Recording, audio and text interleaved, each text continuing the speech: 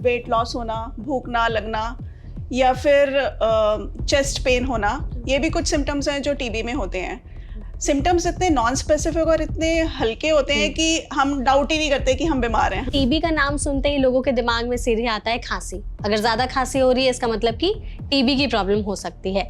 कॉफ या खांसी एक इम्पॉर्टेंट सिम्टम है टीबी का। लंबे समय तक 2 हफ्ते से ज़्यादा अगर खांसी है तो ऐसा बोला जाता है कि टीबी होने के बहुत चांसेस होते हैं, टीबी का डायग्नोसिस कराना चाहिए। आखिर ये टीबी फैलता कैसे है? हम सभी शायद कभी ना कभी एक्सपोज हुए होंगे टीबी बैक्टीरिया को, लेकिन हम सबको टीबी नहीं होता क्योंकि हमारी बॉडी इम्यूनिटी होती है, जो हमारी बॉडी की बीमारी से लड़ने की क्षमता होती है वो एक्ट करती है, तो हमें टीबी नहीं होता। लेकिन अगर हमारी इम्यूनिटी लो हो जाए किसी भी रीज़न से तो फिर वो टीबी के बैक्टीरिया हमें इन्फेक्ट कर देते हैं, हमें बीमारी कर देते हैं। साथ बैठने से, खाने से, एक दूसरे को छूने से भी टीबी हो सकता है। खांसते हैं या छींकते हैं तो कुछ ड्रॉपलेट्स रिलीज होते हैं हवा में जिनमें बैक्टीरिया रहता है। माइकोबैक्टीरियम ट्यूबरकुलोसिस बैक्टीरिया है जो टीबी कॉज करता है, तो वो बैक्टीरिया उन ड्रॉपलेट्स में रहता है। अब वो ड्रॉपलेट्स कुछ समय तक हवा में तैरते रहते हैं। अगर उस दौरान आसपास के कोई व्यक्ति बाई चांस उनके श्वास में वो बैक्टीरिया लेडन ड्रॉपलेट्स चले जाएंगे और उनकी इम्यूनिटी लो होगी तो उनको टीबी होने के चांसेस रहेंगे। क्या खांसी में खून भी आ सकता है, बलगम भी आ सकता है या कुछ और एबनॉर्मलिटीज?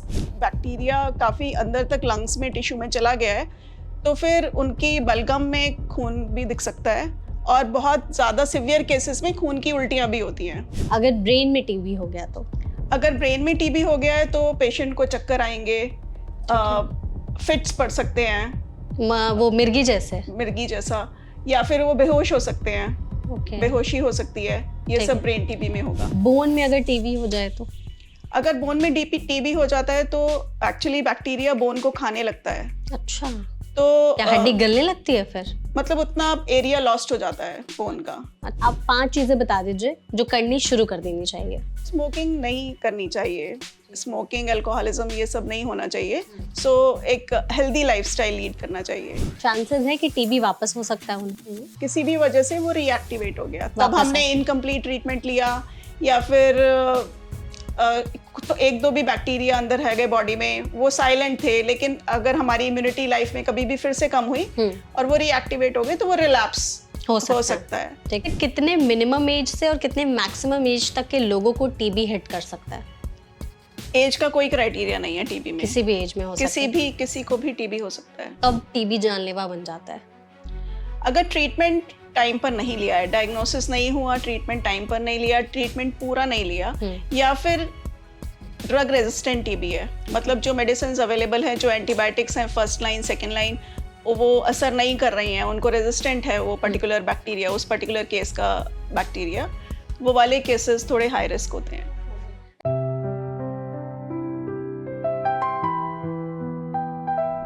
इंडिया में हर साल 27 लाख लोगों को ट्यूबरकुलोसिस की प्रॉब्लम होती है। ये एक साइलेंट एपिडेमिक की तरह है जो बहुत सारे लोगों को अफेक्ट करती है और जब तक इसके सिम्टम्स एकदम वर्स नहीं हो जाते इसके बारे में कई लोगों को तो पता तक नहीं चलता है।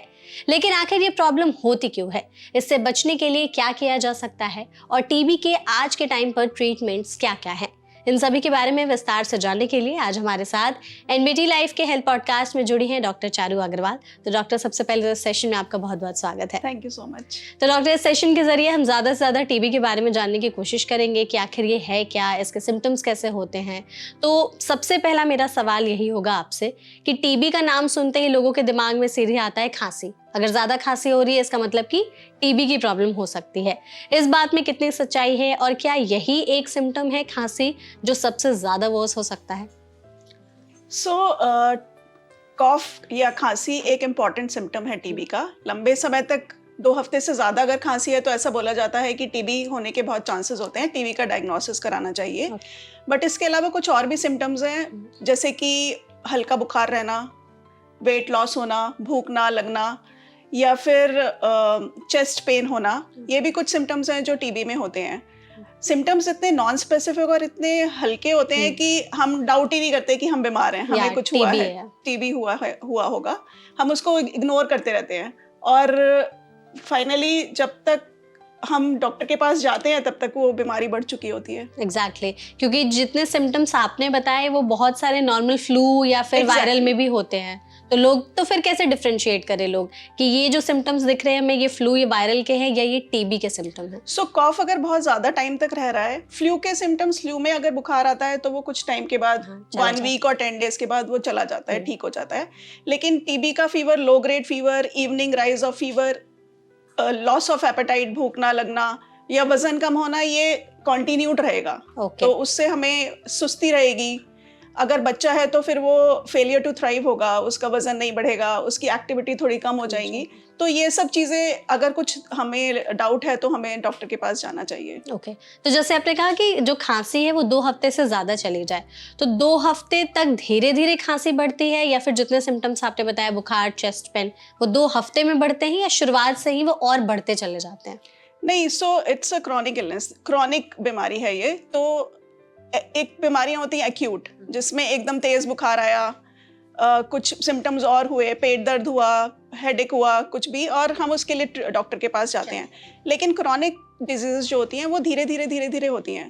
तो 99, 100 इतना फीवर रहेगा, इवनिंग में थोड़ा बढ़ जाएगा और हमें लगेगा नॉर्मली कुछ थकान की वजह से या फिर हम ओवरवर्कड हैं इसलिए हमें फीवर आ रहा है, लेकिन वो होगा टीबी की वजह से। तो धीरे धीरे सिम्टम्स बढ़ते हैं, फिर बीमारी जैसे जैसे बढ़ेगी उसी तरह सिम्टम्स भी बढ़ते जाएंगे। ओके तो आखिर ये टीबी फैलता कैसे है फिर? सो टीबी एक एयरबॉर्न Disease इन्फेक्शन डिजीज है। एयरबॉर्न से मतलब है कि हमारे आसपास हवा में टीबी के बैक्टीरिया रहते हैं। हम सभी शायद कभी ना कभी एक्सपोज हुए होंगे टीबी बैक्टीरिया को, लेकिन हम सबको टीबी नहीं होता, क्योंकि हमारी बॉडी इम्यूनिटी होती है, जो हमारी बॉडी की बीमारी से लड़ने की क्षमता होती है वो एक्ट करती है, तो हमें टीबी नहीं होता। लेकिन अगर हमारी इम्यूनिटी लो हो जाए किसी भी रीज़न से, तो फिर वो टीबी के बैक्टीरिया हमें इन्फेक्ट कर देते हैं, हमें बीमारी कर देते हैं। ओके तो क्या इम्यूनिटी का बहुत बड़ा रोल है टीबी होने में? एग्जैक्टली इम्यून, ये देखा गया है कि इम्यूनिटी लो होने पर टीबी होने के चांसेस बहुत ज़्यादा बढ़ जाते हैं। तो कुछ केसेस जिनमें इम्यूनिटी लो हो जाती है, फॉर एग्जांपल HIV के केसेस, या फिर अगर कोई कीमोथेरेपी पर है, कैंसर के पेशेंट्स, या फिर कोई ऐसी बीमारी है जिसकी वजह से हमें लॉन्ग टर्म स्टेरॉइड्स लेने पड़ रहे हैं, तो इन सब केसेस में इम्यूनिटी लो हो जाती है, या मैल नरिशमेंट है, कुपोषण है, खाना ढंग से नहीं खा रहे हैं, तो उन वाले सारे केसेस में टीबी होने के चांसेस बहुत हाई होते हैं। Okay so immunity is directly relation है उसका टीबी से। तो अगर जैसे आपने कहा कि ये एयरबॉर्न डिजीज है, आसपास में हमारे हवा में रहते ही है टीबी के जो भी बैक्टीरिया होते हैं, तो क्या बहुत सारे लोगों के दिमाग में आता है कि साथ बैठने से, खाने से, एक दूसरे को छूने से भी टीबी हो सकता है? नहीं, यूजुअली ऐसा नहीं होगा। साथ में उठने बैठने, हैंडशेक करने, इकट्ठे खाना खाने, इन सब से टीबी नहीं फैलेगा। टीबी फैलने का रीज़न होता है कि अगर किसी पर्सन को चेस्ट टीबी है, लंग्स का टीबी है, और उनको काफ़ी खांसी है, कॉफ है, तो वो जब हम वो खांसते हैं या छींकते हैं तो कुछ ड्रॉपलेट्स रिलीज होते हैं हवा में, जिनमें बैक्टीरिया रहता है। माइकोबैक्टीरियम ट्यूबरकुलोसिस बैक्टीरिया है जो टीबी कॉज करता है, तो वो बैक्टीरिया उन ड्रॉपलेट्स में रहता है। अब वो ड्रॉपलेट्स कुछ समय तक हवा में तैरते रहते हैं।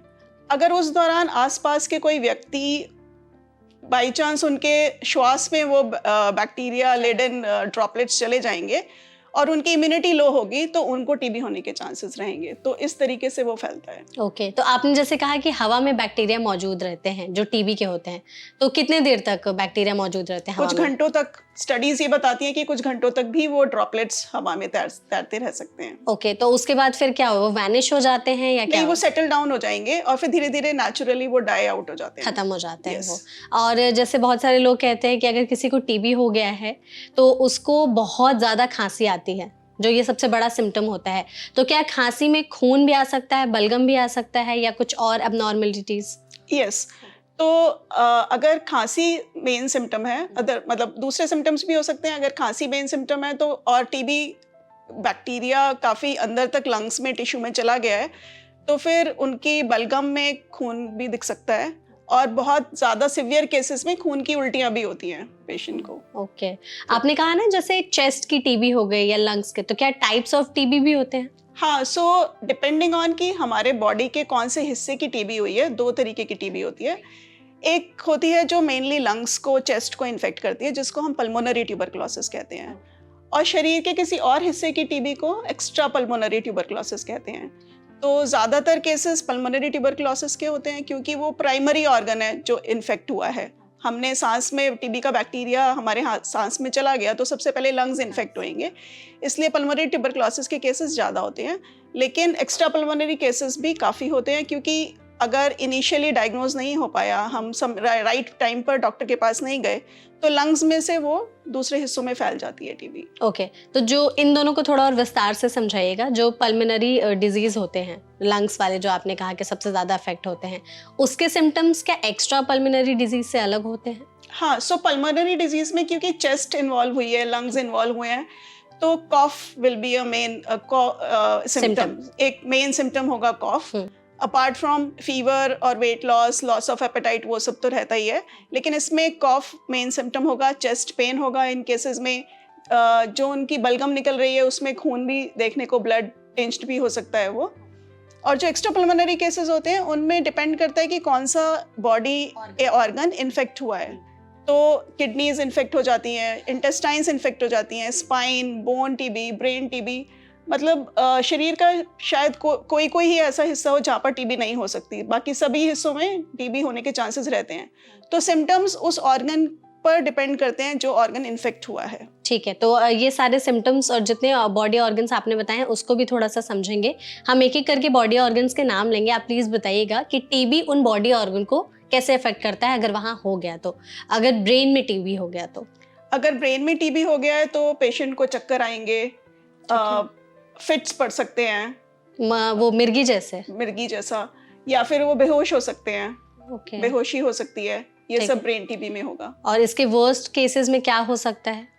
बहुत ही वर्स्ट केसेस में जहाँ पर ट्रीटमेंट डिले हुआ है किसी भी रीजन से, या फिर ट्रीटमेंट असर नहीं कर रहा है, तो डेथ भी हो सकती है। डेथ। और कितना टाइम लगता है अगर ब्रेन टीबी हुआ है तो उससे सही होने में?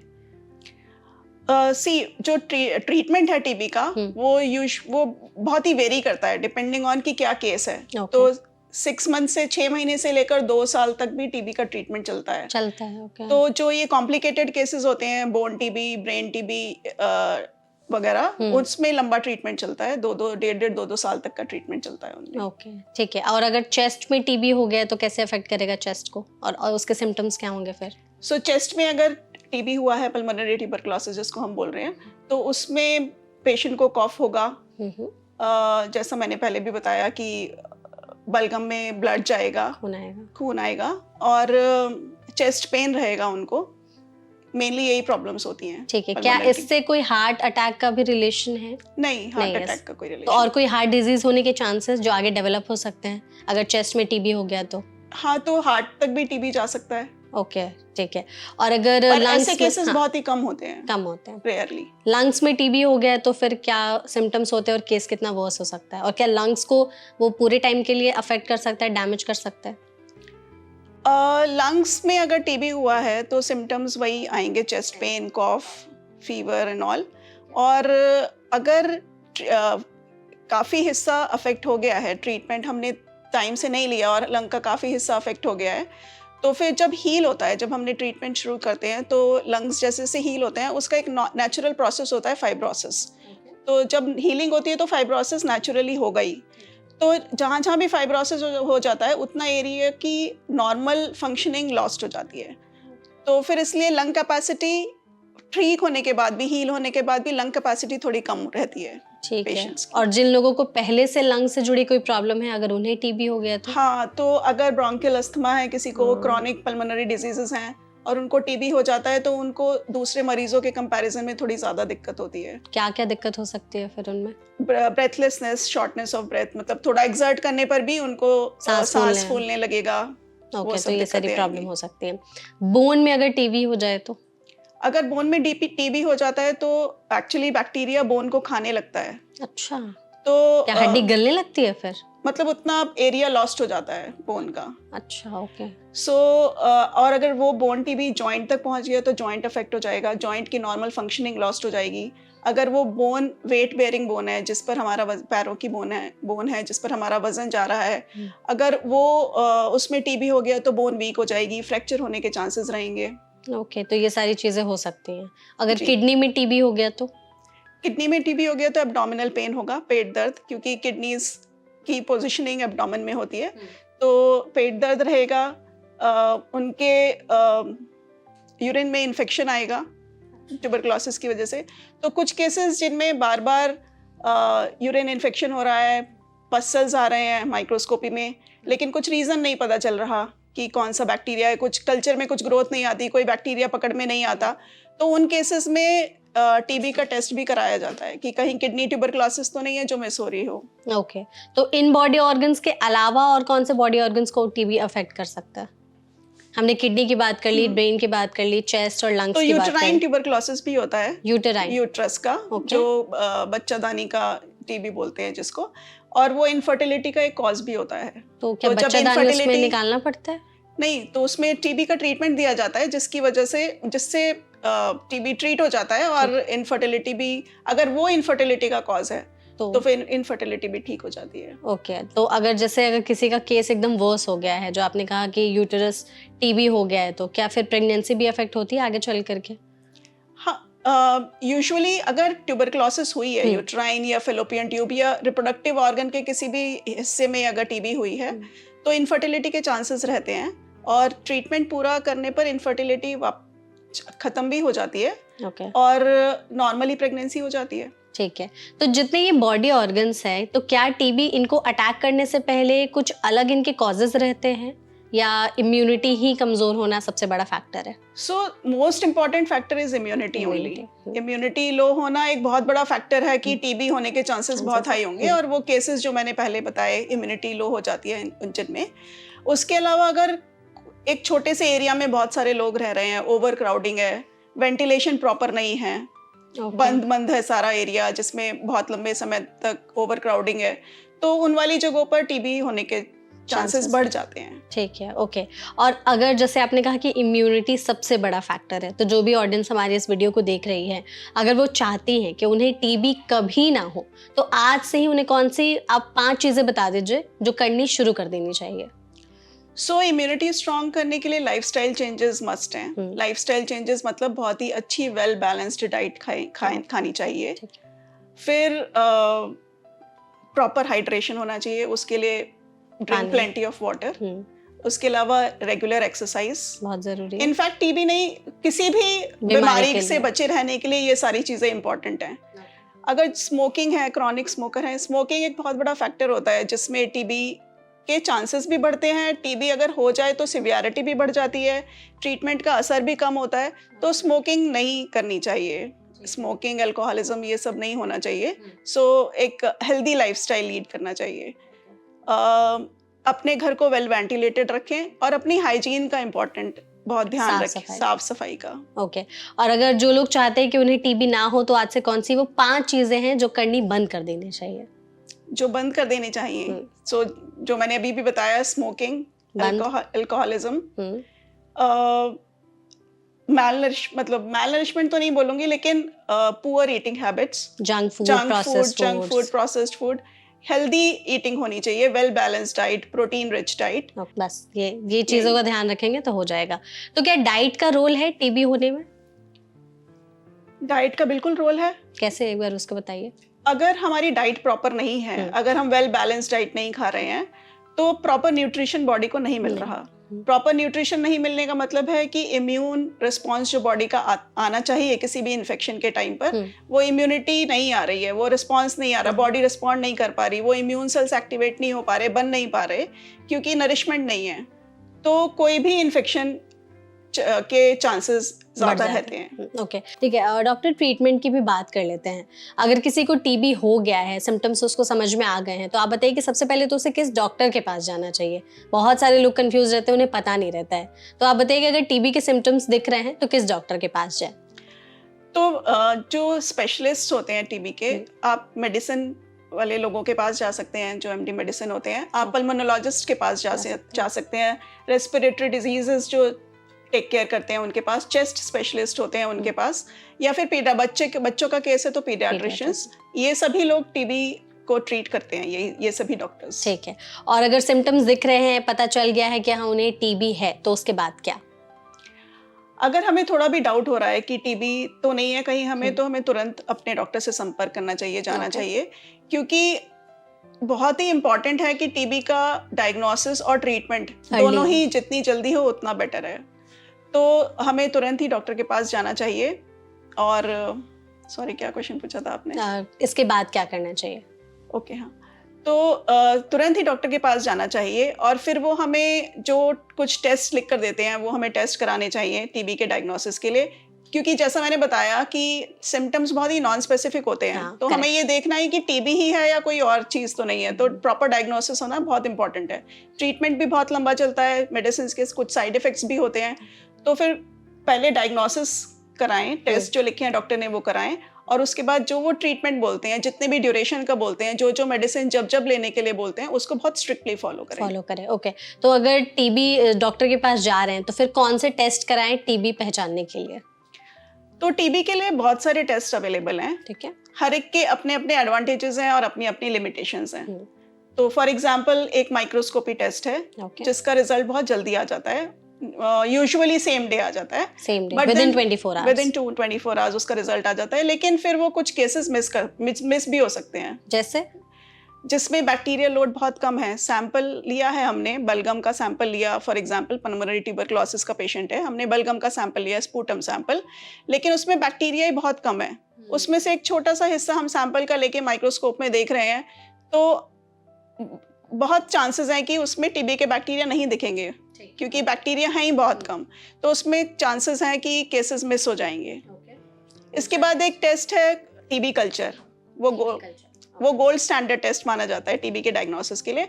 उसमें हम सैंपल को कल्चर करते हैं। कल्चर मतलब हम उनको बैक्टीरिया को खाने पीने का एनवायरनमेंट देते हैं, उनको मल्टीप्लाई होने का, उनको ग्रो कराने का एनवायरनमेंट देते हैं। वो कैसे करते हैं? उसके स्पेशल मीडिया होते हैं।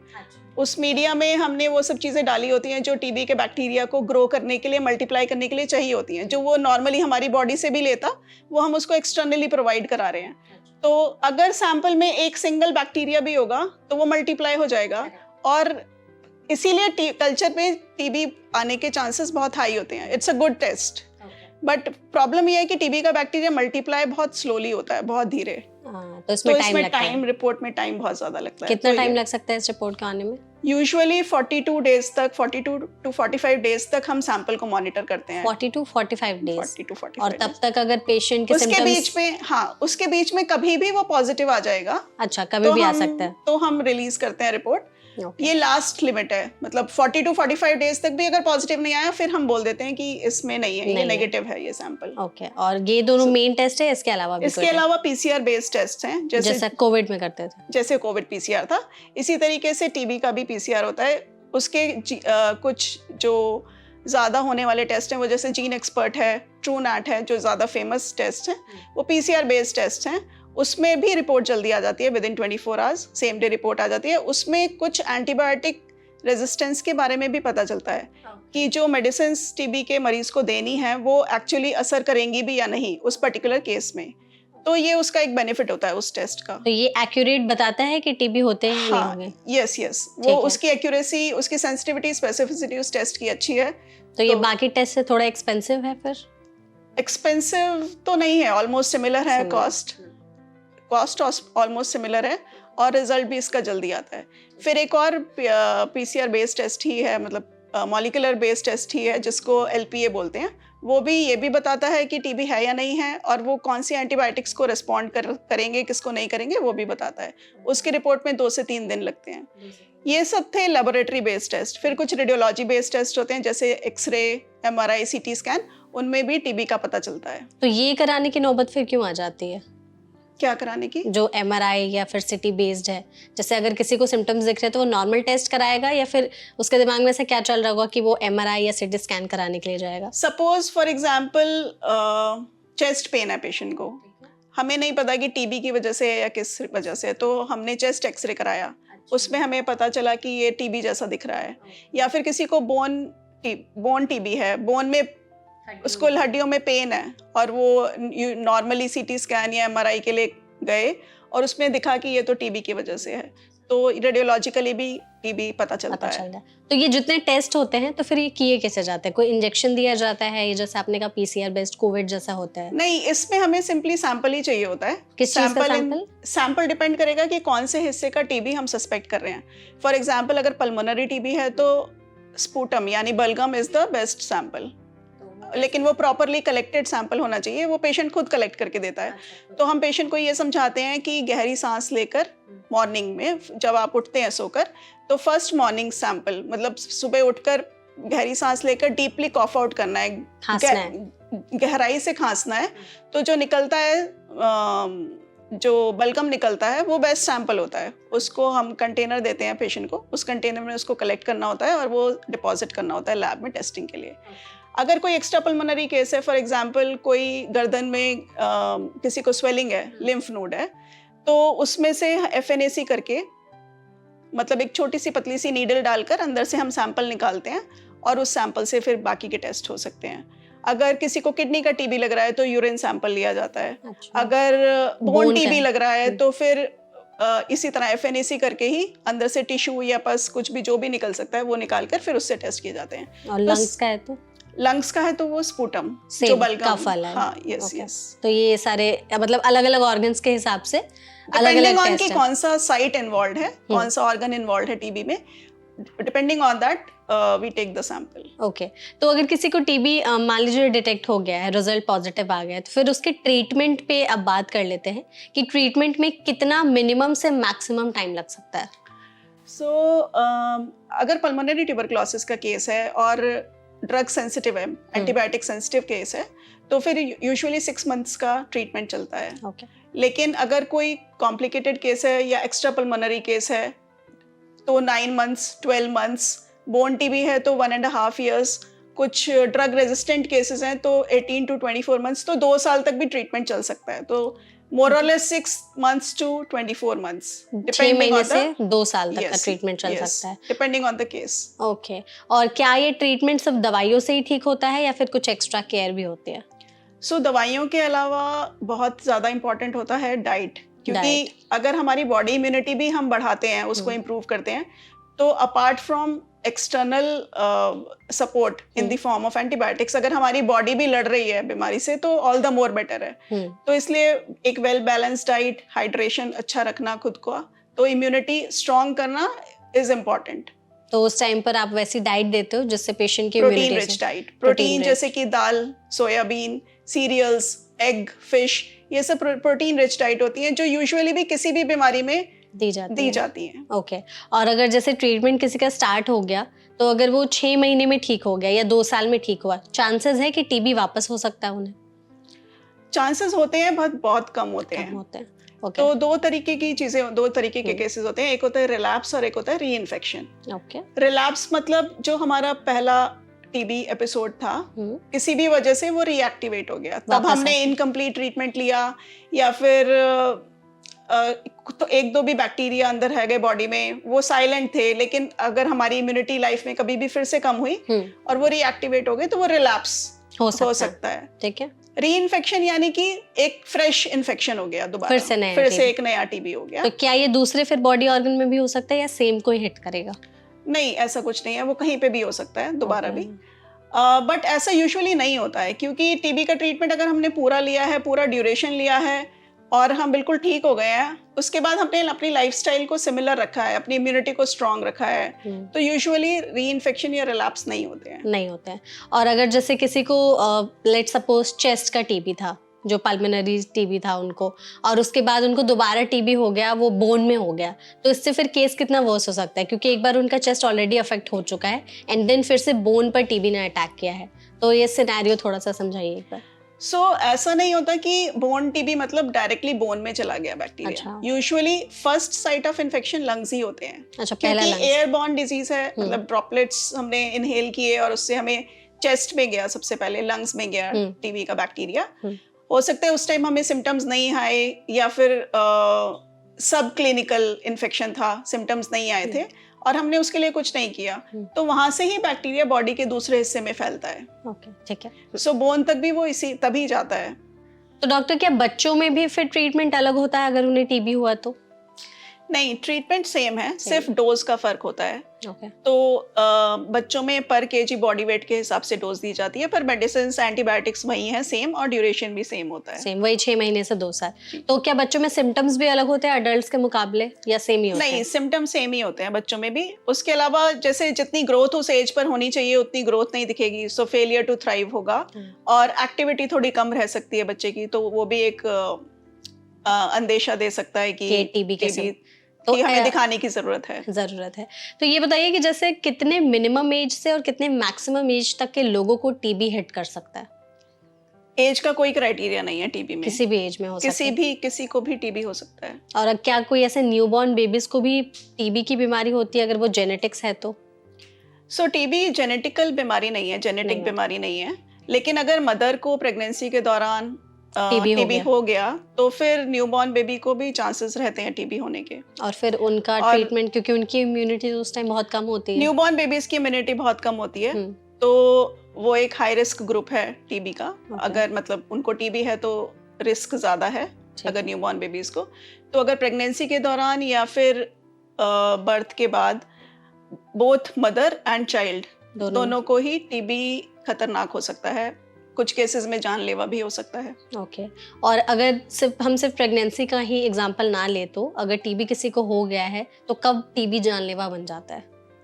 अगर ट्रीटमेंट टाइम पर नहीं लिया है, डायग्नोसिस नहीं हुआ, ट्रीटमेंट टाइम पर नहीं लिया, ट्रीटमेंट पूरा नहीं लिया, या फिर ड्रग रेजिस्टेंट टीबी है, मतलब जो मेडिसिन अवेलेबल है, जो एंटीबायोटिक्स हैं फर्स्ट लाइन सेकेंड लाइन, वो असर नहीं कर रही हैं, उनको रेजिस्टेंट है वो पर्टिकुलर बैक्टीरिया, उस पर्टिकुलर केस का बैक्टीरिया, वो वाले केसेस थोड़े हाई रिस्क होते हैं। ओके अच्छा, तो टीबी के ट्रीटमेंट में एनवायरमेंटल फैक्टर्स का भी कोई रोल होता है कि आपको ठंडी या गर्म जगह पर रहना होता है?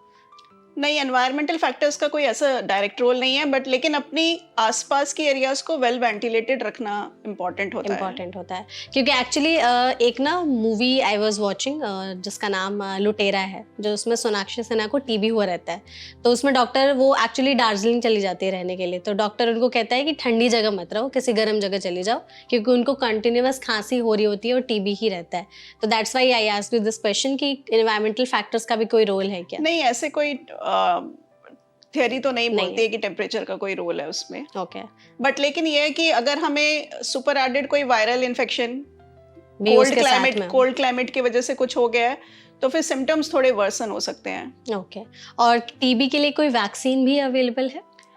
हाँ, एक बीसीजी वैक्सीन है जो टीबी से प्रिवेंशन के लिए दी जाती है, जो कि हमारी universal immunisation programme, government of India की यूनिवर्सल इम्यूनाइजेशन प्रोग्राम का पार्ट भी है। तो सभी बच्चों को बर्थ के बाद within 2 weeks usually BCG की डोज दे दी जाती है। अगर कभी मिस हो जाए तो 5 इयर्स की एज तक या कुछ एडल्ट्स में भी वैक्सीन दी जाती है। सो बीसीजी वैक्सीन ऐसा नहीं बोलूंगी कि 100% इफेक्टिव है कि टीबी नहीं ही होगा सब जिसने बीसीजी वैक्सीन ली है, लेकिन चांसेस कम हो जाते हैं टीबी होने के, और प्लस अगर हो भी जाता है टीबी तो सिवियरिटी कम रहती है। ओके तो क्या इस वैक्सीन के कोई साइड इफेक्ट्स भी हैं? वैक्सीन के एज सच कोई साइड इफेक्ट्स नहीं है, एक्सेप्ट फॉर कि जहाँ पर वैक्सीन लगाई जाती है वहाँ पर एक स्कार फॉर्म हो जाता है। इनिशियली कुछ केसेस में अल्सर हो जाता है एक छोटा लोकलाइज्ड, और वो हील होके वहाँ पर स्कारिंग हो जाती है।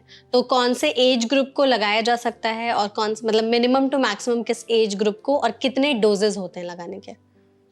एक सिंगल डोज ही इफेक्टिव होता है लाइफ लॉन्ग इम्यूनिटी के लिए। दोबारा देने की जरूरत नहीं पड़ती, और यूजुअली बर्थ के बाद within 2 weeks to 28 days लगा दिया जाता है बीसीजी वैक्सीन, लेकिन 5 इयर्स की एज तक या फिर एडल्ट्स में भी लगाते हैं। तो क्या जब एडल्ट्स में या फिर 5 साल के बच्चे को लगाते हैं तो उसके डोज में कोई चेंजेस आते हैं या सेम वैक्सीन ही लगाते हैं? छोटे बच्चों में डोज कम है और एडल्ट्स में, बड़े बच्चों में और एडल्ट्स में डोज ज्यादा बढ़ जाता है। ओके तो ये वैक्सीन फिर क्या अभी अगर किसी को टीबी हुआ है तो लगाएगा तो असरदार होगा या नहीं? नहीं, टीबी होने के बाद वैक्सीन का कोई इफेक्ट, कोई एक्स्ट्रा एडवांटेज नहीं है पहले, क्योंकि जो वैक्सीन करता वो काम डिजीज कर रही है अब। वो एक्चुअली आपकी बॉडी को वो अटैक कर चुकी है पूरी तरीके से।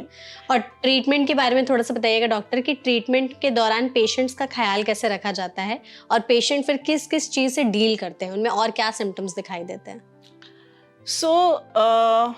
मुझे लगता है कि एक बहुत इंपॉर्टेंट चीज़ है मेंटल हेल्थ, बिकॉज एक तो पेशेंट अपनी बीमारी से डील कर रहा है, अपनी बीमारी से परेशान है, मेडिसिन से डील कर रहा है, उसको पता है बहुत लंबे ड्यूरेशन तक उसको ट्रीटमेंट लेना है, उसके साइड इफ़ेक्ट्स, मेडिसिन के साइड इफ़ेक्ट से डील कर रहा है, प्लस एक सोशल एक्सेप्टेबिलिटी से डील कर रहा है कि वो सोशली एक्सेप्टेबल है। तो बहुत इम्पॉर्टेंट है कि अपार्ट फ्रॉम ट्रीटमेंट हम उसको मॉरल सपोर्ट दें, इमोशनल सपोर्ट दें, उसको ये पता रहे कि ट्रीटमेंट पूरा लेने के बाद मैं ठीक हो जाऊंगा, उसको ये आश्वासन मिलना चाहिए। तो सोशल एक्सेप्टेबिलिटी बहुत इंपॉर्टेंट है। ओके, और ट्रीटमेंट के बाद कितने % चांसेस रहते हैं कि वो पेशेंट पूरी तरह से सही हो जाएगा? अगर ट्रीटमेंट ढंग से चला है, रिस्पॉन्ड किया था पेशेंट मेडिसिन को, एंटीबायोटिक्स को, पूरा ड्यूरेशन उसने ट्रीटमेंट लिया है, बिल्कुल फॉलो किया है डॉक्टर को, तो ट्रीटमेंट के बाद वो पूरी तरह ठीक हो जाएगा। ओके, तो अगर जैसे किसी इंसान को ट्रीटमेंट के टाइम पर ही लग रहा है कि उन्हें और भी सिम्टम्स ज़्यादा वर्स हो रहे हैं, तो फिर क्या ट्रीटमेंट में भी चेंज किया जाता है या सेम ट्रीटमेंट को ही फॉलो किया जाता है? सो अगर ड्यूरिंग ट्रीटमेंट सिम्टम्स और भी वर्सन हो रहे हैं, तो चांसेस है कि पेशेंट रिस्पॉन्ड नहीं कर रहा उन एंटीबायोटिक्स को जो क्यों नहीं करता है? कुछ केसेस में कुछ केसेस में इसलिए नहीं करता है क्योंकि जो बैक्टीरिया उस पर्टिकुलर केस को इन्फेक्ट किया है, जो पर्टिकुलर माइकोबैक्टीरियम ट्यूबरकुलोसिस उस केस में है, वो उसने अपने आप को ऐसा बनाया हुआ है, वो ऐसा है कि वो एंटीबायोटिक्स से मर नहीं रहा है। अच्छा। एंटीबायोटिक्स को रेजिस्टेंट है वो। तो फिर तो फर्स्ट लाइन, अगर फर्स्ट लाइन एंटीबायोटिक्स को रिस्पॉन्ड नहीं कर रहा पेशेंट, ये कुछ टेस्ट में भी पता चलता है जो मैंने पहले बताए थे। For example molecular based test थे। इनफैक्ट कल्चर में जब एक बार ग्रोथ आ जाती है, उसके बाद भी हम जितनी भी चाहें उतनी एंटीबायोटिक्स टेस्ट कर सकते हैं। जब एक बार हमारे पास ग्रोथ है बैक्टीरिया की, उस पर हम कोई भी एंटीबायोटिक्स टेस्ट करके देख सकते हैं कि वो उससे रिस्पॉन्ड कर रहा है या नहीं। तो अगर पेशेंट रिस्पॉन्ड नहीं कर रहा, तो उसके चांसेस हैं कि बैक्टीरिया नॉन रिस्पॉन्सिव है, रेजिस्टेंट है उस पर्टिकुलर एंटीबायोटिक को।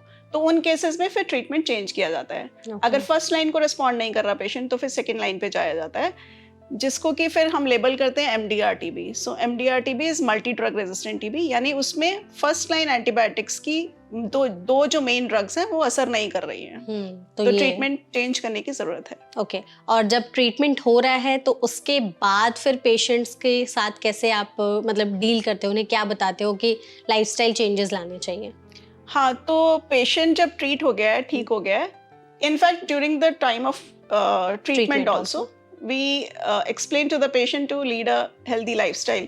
मतलब अपनी स्लीपिंग हैबिट्स बेटर करना, एक्सरसाइज करना, वेल बैलेंस डाइट लेना, हाइजीन रखना, वेल वेंटिलेटेड अपना एरिया रखना, ये सब चीज़ें बताई जाती हैं पेशेंट को। रेगुलर एक्सरसाइज वगैरह भी, कि वो इनफैक्ट टीबी ट्रीटमेंट के बाद भी वो सब कंटिन्यूड रहना चाहिए। ओके, और क्या मतलब टीबी के ट्रीटमेंट के बाद उनकी बॉडी पर कोई इफेक्ट पड़ता है? जैसे दवाइयों के साइड इफेक्ट्स भी आपने कहे, तो क्या उससे कोई इफेक्ट होता है? यूजुअली नहीं होता है अगर हम पूरी तरह ठीक हो गए हैं। अगर हमारा ऑर्गन कोई ज़्यादा इफेक्ट हुआ था, जब तक ट्रीटमेंट शुरू हुआ तब तक थोड़ा देर हो गई थी, इफेक्ट ज़्यादा हो गया था।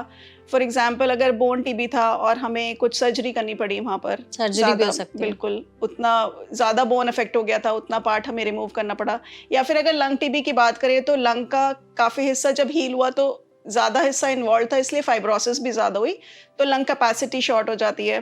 तो कुछ प्रॉब्लम्स में, कुछ केसेस में कुछ प्रॉब्लम्स परसिस्ट कर सकते हैं इस टाइप की, बट लेकिन वो विद एक्सरसाइज, विद टाइम वो हील हो जाती है, मतलब टेकन केयर ऑफ हो जाती है। ओके, आपने जैसे कहा कि यहाँ पर हड्डी का अगर बोन में टीबी हो गया तो कुछ हिस्सा निकालना पड़ेगा, सर्जरी करनी पड़ेगी, तो क्या ऑर्गन्स में कुछ हिस्सा भी निकालना पड़ता है अगर टीबी हो गया हो तो?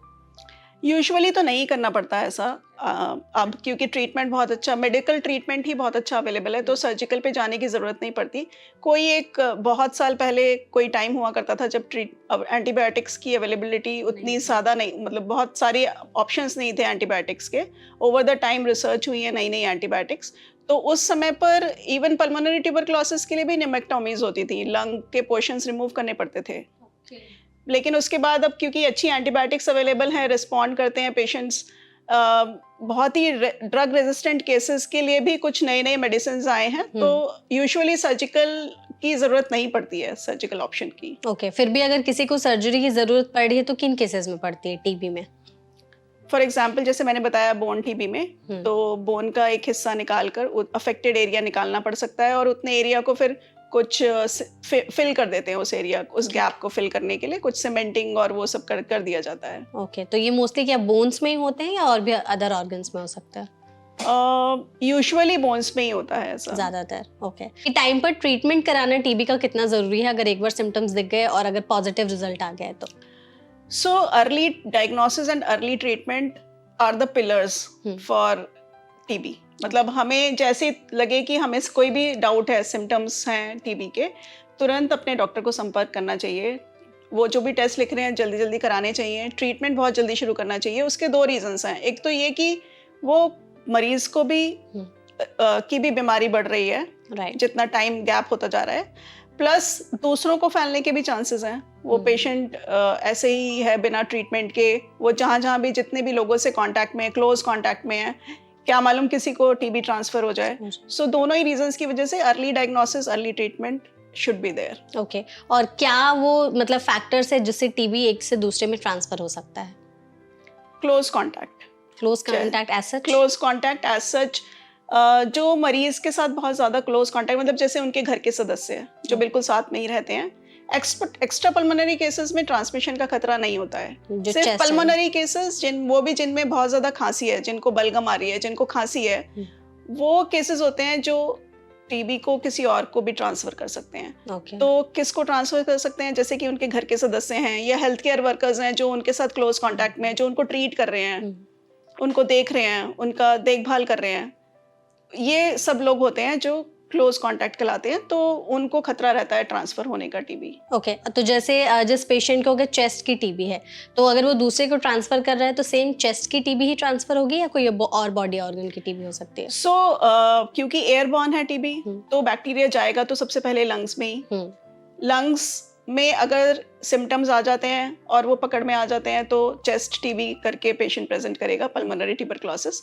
अगर वो बैक्टीरिया चेस्ट से दूसरे हिस्सों में फैल गए हैं तो फिर, और चेस्ट वाले स्टेज तक कोई सिम्टम्स नहीं आए थे, लेकिन किसी दूसरे हिस्से में फैलने के बाद सिम्टम्स आए हैं, तो उस एरिया का टीबी लेकर प्रेजेंट कर सकता है पेशेंट। ओके, तो लास्ट इस पॉडकास्ट में डॉक्टर आप ये बता दीजिए कि अगर हम टीबी से बचाव चाहते हैं खुद की, अपनी फैमिली या फ्रेंड्स की, तो क्या लाइफस्टाइल में चेंजेस लाने चाहिए और अभी से ही हमें क्या चीजें करनी चाहिए? So the crux of the matter is, सिर्फ टीबी के लिए नहीं, किसी भी बीमारी के लिए ट्रू है ये कि अपनी लाइफस्टाइल को बहुत अच्छा रखने की ज़रूरत है। एक डिसिप्लिन होना चाहिए, स्लीप साइकिल एक अच्छी होनी चाहिए, रात को टाइम से सोएं, सुबह टाइम से उठें, जंक फूड, फास्ट फूड ये सब अवॉइड करें, एक वेल बैलेंस्ड हेल्दी डाइट लेनी चाहिए, enough plenty of water, exercise regularly करनी चाहिए। फॉर एग्जांपल टीबी के केसेस में हम स्पेशली बताते हैं ब्रीदिंग एक्सरसाइजेस, क्योंकि चेस्ट इन्वॉल्व है तो ब्रीदिंग एक्सरसाइजेस अच्छी होती हैं। कुछ एंड्योरेंस एक्सरसाइजेस होती हैं जैसे वॉकिंग, साइकिलिंग वगैरह, स्विमिंग वगैरह, जो कि अच्छी रहती हैं। ये सारी चीजें करनी अपनी इम्यूनिटी को स्ट्रांग रखिए और खुद को टीबी से हेल्दी एंड हैप्पी। हाँ, एग्जैक्टली। तो thank you so much doctor, इस सेशन में आप हमारे साथ जुड़ी, आपने टीबी पर इतने विस्तार से सभी चीज़ों के बारे में बात की। लास्ट में आपने ये भी बताया कि अगर टीबी से हम बचाव चाहते हैं तो अपने लाइफस्टाइल में क्या चेंजेस लाए, एक्सरसाइजेस भी आपने बताएं, तो प्लीज़ आप लोग वो करिए और टीबी से खुद को, अपनी फैमिली, फ्रेंड्स को बचाइए। ऐसे और भी हेल्थ रिलेटेड पॉडकास्ट के लिए हमारे चैनल NDT लाइफ को फॉलो करना बिल्कुल भी मत भूलिएगा। ये वीडियो पसंद आई हो तो कमेंट सेक्शन में अपना फीडबैक देना भी मत भूलिएगा। Thank you so much.